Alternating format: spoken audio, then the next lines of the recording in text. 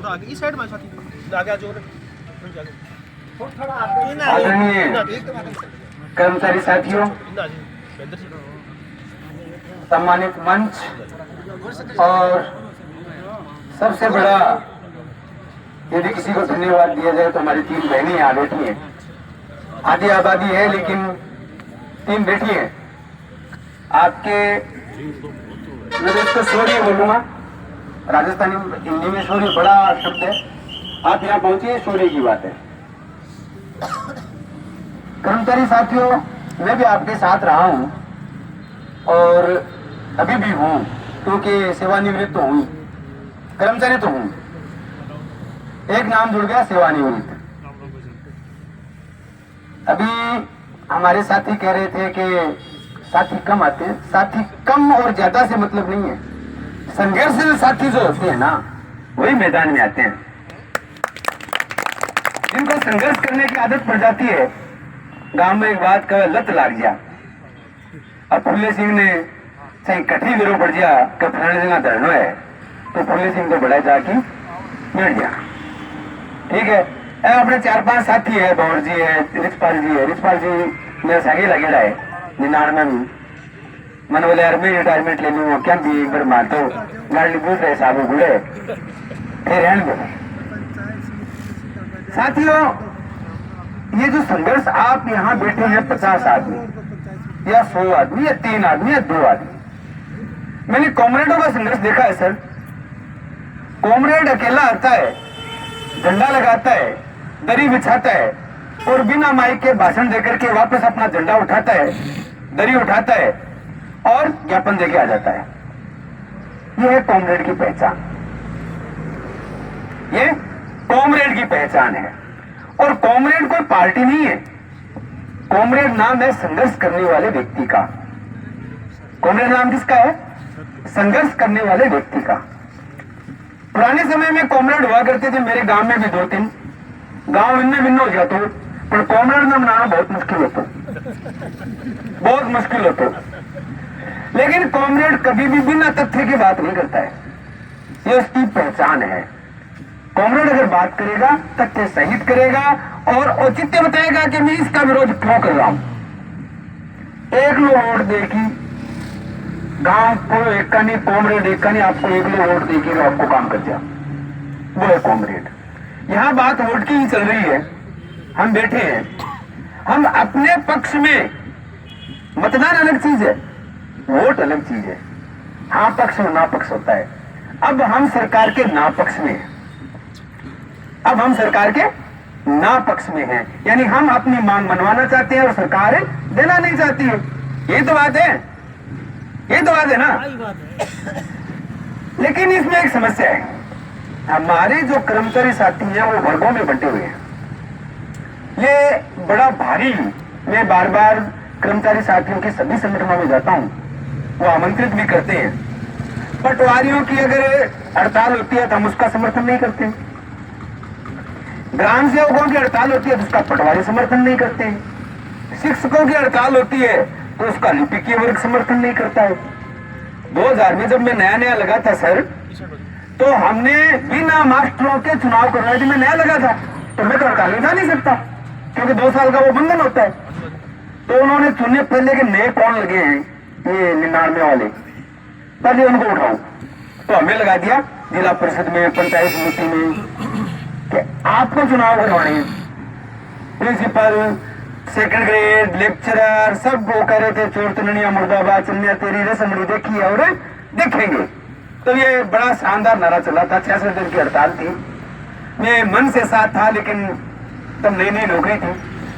हमारे साथियों ने 66 दिन की तनख्वाह भी कटवाई है सर। 66 दिन की पीएल या तनख्वाह कटवाई है। तनख्वाह कटवाई है, पहले नहीं कटी है। आंतरिक गांवों में जाकर के कि हमारे साथी यहाँ तो कहते हैं कि हम हड़ताल पे हैं, वहां साइन कर रहे थे रजिस्ट्रों में, वहां रजिस्ट्रों में साइन कर रहे थे। मैं गया था दूर दूर के गांव में, क्योंकि मैं जिला परिषद में लगा था। मुझे चुन चुन के लोगों को ड्यूटी लगाने का काम दिया गया था। तो ये बड़ा अपने साथ ही तो उन्होंने धोखा किया ना। किसके साथ धोखा किया? अपने साथ तो धोखा हुआ। अपने जो अग्रगामी साथी थे, जो नेतृत्व कर रहे थे, उन लोगों ने अधिक नुकसान उठाया। उन लोगों ने अधिक नुकसान उठाया। ये जो नुकसान है ये एक व्यक्ति का नहीं है। मैं मेन मुद्दे पे आता हूं कि ओपीएस, यूपीएस और एनपीएस हमें 3 प्रकार की ये क्या बोलते हैं घंटी, क्या घंटी दे दी गई है। कोई एनपीएस वाली घंटी बजा रहा है, कोई ओपीएस वाली बजा रहा है और कोई एनपीएस वाली बजा रहा है। जीपीएस एक और आ गया, ये एक और आ गया। हाँ सर, मैं ओपीएस में था, मुझे 25 साल नौकरी को हुए थे, मैंने रिटायरमेंट लिया, मेरी 50% पूरी पेंशन बनी। ये धन्यवाद अशोक गहलोत साहब का था। अगर वो सरकार थोड़ा सा समय पर और काम करती, 8, 16, 24, 32 की जो हमारी मांग थी, जब सीएम साहब के साथ हमारी मीटिंग हो रही थी, उन्होंने कहा था मैं इसको करके जाऊंगा। अधिकारियों का था या नेताओं का था, किसका दोष था या हमारे भाग्य का दोष था, हमें 8, 16, 24, 32 नहीं मिल पाया। ये एक बहुत बड़ी मांग है सर, और इससे कर्मचारी का इतना भला हो जाएगा, उसको 4 वो मिलेंगे एसीपी, एक तो 3 मिलती है, 4 मिलेंगी, तो 8, 16, 24, 32 ओपीएस। ये भी 2 मांगे हमारी है। ओपीएस जो पहले थी, जो मुझे मिली, जो रिछपाल जी को मिलेगी, जो फूले सिंह जी को मिलेगी, जो भंवरलाल जी को मिलेगी, जो ग्राम सेवक जी को मिलेगी, वो ओपीएस। कोई छेड़छाड़ नहीं चाहिए हमें, हमें आपका कोई नियम बंधन, कोई और लाभ नहीं चाहिए, हमें तो हमारा जो पुराना था ना वो दे दो। सभी सहमत है मेरी बात से? मुद्दा ही वही है क्या है? सारा मुद्दा ही वही है। मेन लड़ाई भी चीज की है। मेन मुद्दा ये बाबू खान जी कह रहे हैं, ये ओपीएस ले चुके हैं, ये भी रिटायर हो गए हैं। तो साथियों, ओपीएस के बहुत फायदे हैं। मुझे 34 लाख रुपए मिले थोड़ी सी सेवा करने के बाद, जिसमें मैंने अपनी 10 महीने की पीएल थी वो तो कटवाई थी सर, वो तो 1 रुपया नहीं मिला मुझे। ये पीएल तो मेरी जितनी थी वो कट रही आंदोलन में, लेकिन फिर भी 34 लाख रुपए मिले। आज 52,867 रुपए मुझे पेंशन के मिलते हैं। कितने? 52,000 रुपए। 12,000 मैंने पहले ले लिए, वो कटते वो अलग बात है, पेंशन तो 52,000 है ही। 52,867 रुपए में पेंशन के ले रहा हूं। नौकरी कितनी की? 25 साल। लेकिन आप जो एनपीएस में, यूपीएस में लगे हुए 60 साल नौकरी कर लेना, जिनको जो पेंशन मिलेगी उसको आप नहीं पा पाएंगे। जो नई पीढ़ी, नौजवान और नए नौकरी लगने वाले साथी हैं, उनको अब ज्यादा आना चाहिए, उनको ज्यादा संघर्ष करना चाहिए, उनको ज्यादा बात करनी चाहिए, और जहां बैठते हैं, जहां जाते हैं, समाज के जिस हिस्से में रहते हैं, वहां ये चर्चा करनी चाहिए कि कर्मचारियों के साथ ये अन्याय हो रहा है। क्योंकि हमारे समाज में अभी एक विडंबना चल रही है, अभी एक ऐसी परिपाटी चल रही है कि मास्टर घुड़े मिले, ग्राम सेवक जी घुड़े मिले, पटवारी जी घुड़े मिले, बाबू जी घुड़े मिले, बिन घुड़े मिले। अरे घने घुड़े को नहीं भी देख को काम देखने को। बौद्धिक जो नियम है इंटरनेशनल, उनके हिसाब से शिक्षक की सैलरी आज भी मात्र 45% है भारत में। कितनी होनी चाहिए? 65% अधिक होनी चाहिए, क्योंकि वो क्या कर रहा है? बौद्धिक कार्य कर रहा है वो। और बौद्धिक संपदा से बड़ी कोई संपदा नहीं है, कोई धन, कोई बैंक का बैलेंस बौद्धिक संपदा से अधिक नहीं हो सकता। डायमंड से भी महंगा इसको बताया गया फ्रांस में। फ्रांस में बौद्धिक संपदा को क्या बताया गया है? डायमंड से महंगा। इसलिए साथियों, अपने बारे में समाज को वो कमजोर पॉइंट बताएं, वो कमजोर बिंदु बताएं, क्योंकि समाज ही हमारे बारे में अवधारणा बनाता है। समाज ही तो कहता है मास्टर 1.5 लाख मिले, है ना रिछपाल जी? गली में निकलो, स्कूटर था लो पुराना हो गया, मोटरसाइकिल पुरानी होगी, कि कंजूस है, बदला को नहीं, रुपया 1.5 लाख मिले, प्रिंसिपल बन गया, प्राण की मोटरसाइकिल। अरे भैया, उसका स्थिति देखो, उसका काम करने का तरीका देखो, उसका परिवार का लालन पालन देखो, बच्चों को क्या खर्चा करना। खैर, इस मसले पे नहीं जाएंगे हम। मेरा इतना कहना है साथियों, अगर संघर्ष करना है तो सभी कर्मचारियों को मिलकर एक साथ करना है। चाहे वो बाबू है, चाहे वो पटवारी है, वो चतुर्थ श्रेणी है, और चाहे वो बैंक का मैनेजर है, प्रिंसिपल है, और चाहे वो कलेक्टर है, और खास तौर से वो हमारे साथी जो संघर्ष नहीं कर पा रहे हैं, बेल्ट की नौकरी वाले लोग, वो उनकी मजबूरी है, वो आंदोलन नहीं कर पाते हैं। सही बात है। पुलिस वाले लोग, फौज वाले लोग वो आंदोलन नहीं कर पाते हैं क्योंकि उनकी जो सर्विस रूल्स है उनमें वो बंधन में है कि उनका कितना भी नुकसान हो जाए वो हड़ताल पे नहीं जा सकते। इसलिए उनकी भी मांगे हमें अपनी मांगों के साथ रखनी है। यहाँ जो पुलिस वाले खड़े हैं या हमारे ऊपर जो शासन अनुशासन का काम करते हैं वो उनकी मजबूरी है, अंदर से वो हमारे साथ है, अंदर से वो हमारे साथ है, हमारी बातों का समर्थन करते हैं, लेकिन राजकीय नियम, राजकीय नौकरी, राजकीय सेवा वो उनको बंधन में बांधे रखती है। मेरा इतना सा एक अनुरोध और है कि कर्मचारी वेलफेयर के रूप में खासतौर से चूरू के मैं सभी कर्मचारी साथियों से एक बात कहूंगा कि कर्मचारी वेलफेयर के रूप में हमें एक छोटा सा फंड अवश्य रखना चाहिए। कभी कभी क्या होता है कि दुर्घटनाएं हो जाती है। नया नया बच्चा नौकरी लगा, बाबू था कलेक्ट्रेट में और एक गाय ने उसके पेट में सींग घुसा दिया और मर गया। रोजगार विभाग में था शायद, नई नई नौकरी लगी थी, शायद 2 साल या 1.5 साल। उसको क्या मिलेगा? एनपीएस में था, वो तो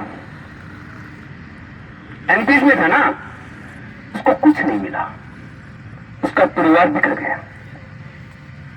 जो भी था, हमें जाति समुदाय इससे ऊपर उठ करके सिर्फ कर्मचारी का भाई होता है, चाहे वो ब्राह्मण है, राजपूत है, एससी है, मंडन है, कोई भी है, कर्मचारी का क्या है?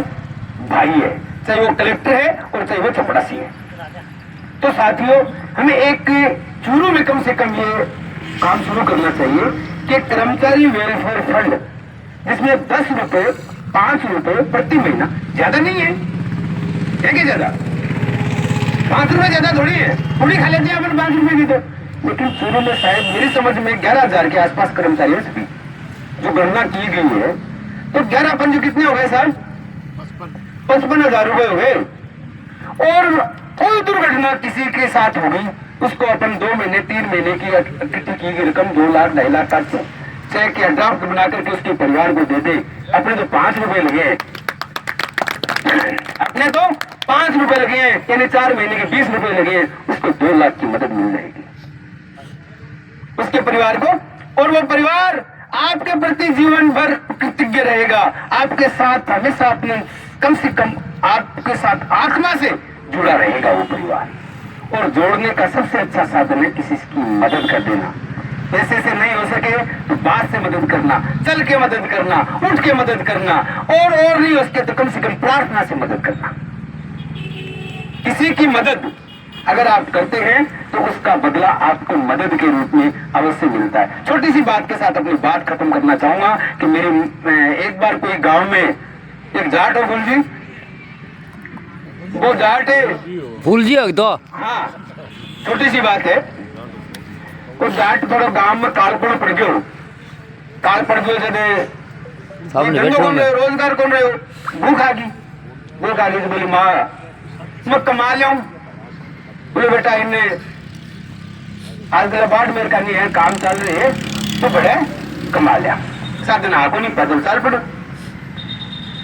माँ ने कहो माँ तुम रोटी तो बांध दे, गिलम खाऊंगा के?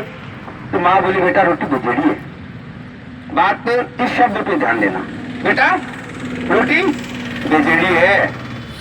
आतनोगी से गांव आयो, झूपड़े का मैंने बूढ़ी बैठो, बोले ताऊ जी रात रुक जाऊंगे। बोले रुक जा, मैं नीचे पड़ा तू पड़ जी। बाता चली जो बोले कौन सो गाँव है? बोले खंडवा में घर कटसी है। बोले मित्र सारे सी फूल सी बन गई खानी है तो गांव में एक बुढ़ी सी लुगाई है, एक बार के मैं मारी भैंस गंगी, भैंस ध्यान गई, मैंने रोटी बहुत चोखी थी, तो बोले मड्डी को डटो ही कह तो भी नीचे से लो बढ़िया, तुम हाथ दियो बढ़िया, मैं घी देवे ना फूल जी, चूरो भी मैंने ऊपर घी घेर की, शक्कर घेर की, दही और जोरदार रोटी डाली। 4-5 महीने बाद कमा के जो बोलो माँ तो कह मैं रोटी भेज दी, सच्ची बात है। तो आप अगर किसी को देंगे तो उसका बदला आपको अवश्य मिलेगा। कहाँ मिलता है, किस स्थिति में मिलता है और किस कैसे मिलता है ये अलग बात है। मैं अपनी बात को विराम देते हुए आप सभी से निवेदन करूंगा कि कर्मचारी कर्मचारी का पुनः दोहराते हुए कर्मचारी का भाई है, ना वो सेवानिवृत्त है और ना वो सेवारत है। अगर कर्मचारी है तो आजीवन कर्मचारी ही रहेगा, उसका भाई रहेगा और उसके दुख में सुख में हर एक प्रकार की बातों में उसके साथ रहेगा। बहुत बहुत धन्यवाद, नमस्कार। कर्मचारी एकता जिंदाबाद, जिंदाबाद जिंदाबाद कर्मचारी एकता जिंदाबाद, जिंदाबाद मैं जिंदाबाद। आखिर से एक बात और कहूंगा कि हमारे संविदा कर्मियों के बारे में सरकार ने पद सृजित कर दिए, सब काम कर दिए। इस सरकार को 1.5 साल हो गए और जो स्क्रीनिंग का काम होना था वो अभी तक, जो स्टेट लेवल की स्क्रीनिंग थी वो अभी तक नहीं हुआ। हमारे साथ कितने लोग जुड़ सकते हैं शायद आपको पता नहीं है। चोरों में 3300 लोग आपके साथ और जुड़ सकते हैं। 11,000 में 3300 जुड़ जाएंगे, कितने हो जाएंगे? मोड़ दियो तो आपको पंथ बढ़ावे, गांव में कहावत है, मोड़ दियो तो आपको पंथ बढ़ावे। 11,000 में 3300 मिला भाई जी, 15,000 का धनी बनो तुम, और 15,000 को धनी बड़ो आदमी हुआ है। गांव का ठाकर गण बनो तो 15,000 होता है। तो वहां लोगों की आवाज है, वहां भी मांग पत्र के मैंने या कहीं भी सम्मिलित करो। बहुत बहुत धन्यवाद, नमस्कार, जय हिंद, जय भारत। बहुत बहुत धन्यवाद साथी शमशेर सिंह जी, आपने बहुत ही क्रांतिकारी तरीके और तार्किक